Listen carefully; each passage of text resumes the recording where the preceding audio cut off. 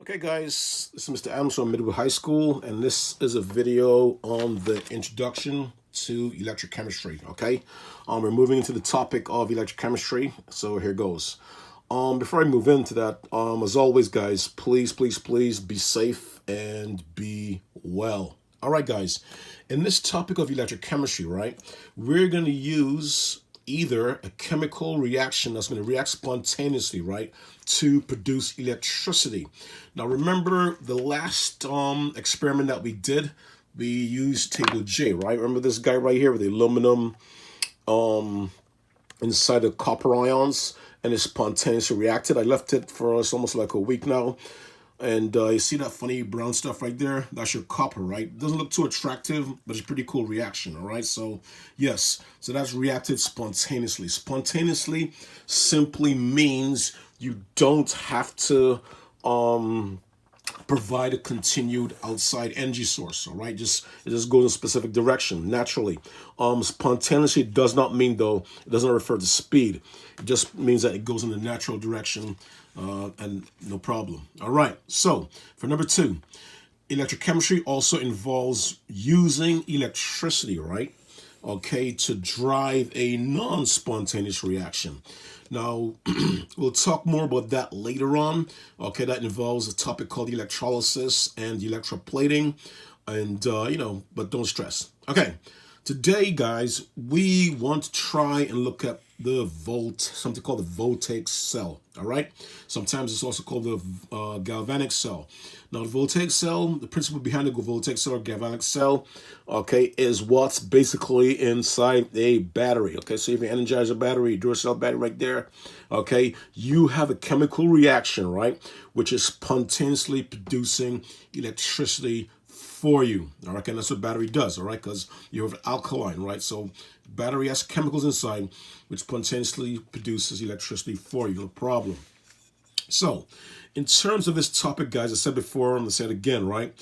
Important to this topic of electrochemistry, you have to know how to assign oxidation numbers, you have to know how to analyze table J, and you have to know how to write half reactions, because those three things, right, will help you understand the Voltaic cell much more easily. Okay, now moving over here, guys, this equation right here, we have W equals to F times D. What do you think that means? Okay, it means that work, right, is equal to force times distance. So if we have the things that we lose and gain, guys, what are we losing and again? The electrons, right? Electrons moving with a certain force over a certain distance, right? We can have those electrons do some type of work for us, which essentially is to conduct electricity, right, guys? Alrighty, so let's go to the parts of the Voltaic cell. All right, so we're gonna have two chambers, right, with aqueous solutions inside of them, aqueous solution of ions, right? So that's what we have over here. We have a chamber right here, okay, and we have aluminum sulfate in it. So we have aluminum ions and sulfate ions, which we used the last time. We also have another chamber, okay, this blue solution is copper ions, transition metal, right? But this time we're using copper sulfate. We didn't use copper chloride this time, but no problem. So we have copper ions in solution, sulfate right over here, and we have aluminum ions in solution and sulfate again over there. Okay, so metal ions are a bit more of our interest here. Okay, you will also have, guys, a solid form, right, of ions in solution. Okay, and that would be called the electrodes. So what do I mean by that? So the solid form of aluminum will be this guy right here, aluminum, solid form, and that's going to go into this aluminum ion solution right here, okay?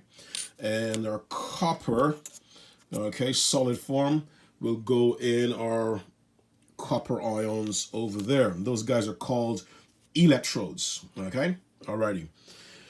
We will have a wire, guys, all right? We will have something called a salt bridge, okay? And normally you have a voltmeter. See my fancy voltmeter over here, okay, right here. Reading 0 right now. Okay, you have a voltmeter, which is going to measure our voltage. So here's what we're going to do, guys.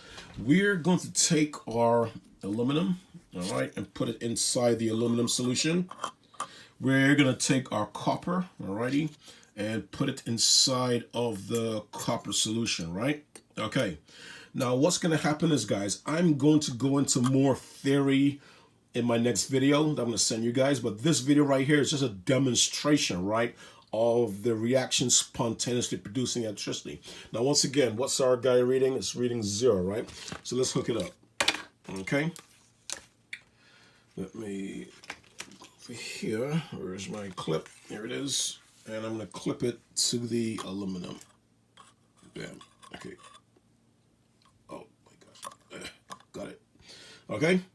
And my other clip, I'm going to clip it to the copper. Alrighty. So let me grab that. Let's see. And okay. I can do this. Bam. Got it. Okay. So what's our voltage now? Our voltage is still 0. So ladies and gentlemen, we need something, right, called the what? Called the salt bridge in our setup. Okay. Now the salt bridge, guys, is essentially, okay, material, right, that has ions in it, positive and negative ions in it. So what I did, went to the dollar store, okay, and got this rag right here, and I cut a piece of it, all right, and I put it in a sodium chloride solution, all right, and let's see if it works. Okay, alrighty, so put my hand in there. Oh my goodness. Okay, got it. Here's my salt bridges. Okay, soaked in salt solution. All right, squeeze it out a bit. Okay, so it's my salt solution. I'm going to put it inside of this guy right here, and I'll put it inside of that guy right there.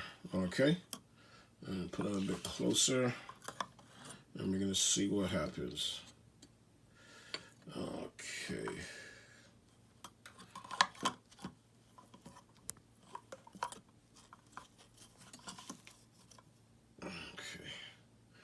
All right, let's see what happens afterwards. All right, guys, we got a relative success. I got voltage over here being produced. Now the voltage, if you calculate it, actually it's not very accurate because I'm thinking there's some resistance issues going on with my simple setup, but no problem. I did get some voltage.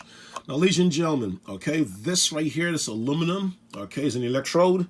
This copper right here is an electrode.